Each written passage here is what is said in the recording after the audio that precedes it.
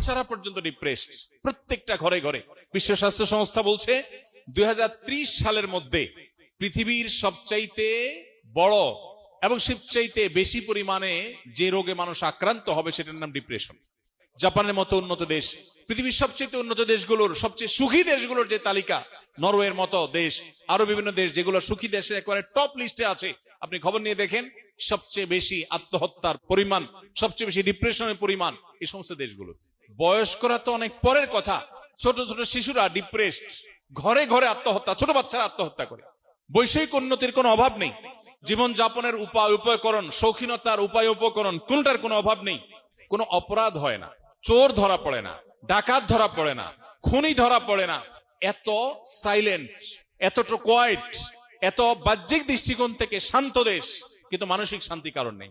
দিনহীন, আল্লাহর আনুগত্যহীন, ঈমানহীন, ঈমানে চেতনাহীন এ আধুনিক জীবন, এটা মানুষকে বাহ্যিক বিলাসিতা দিতে পারে কিন্তু আভ্যন্তরীণ প্রশান্তি কেড়ে নেয়।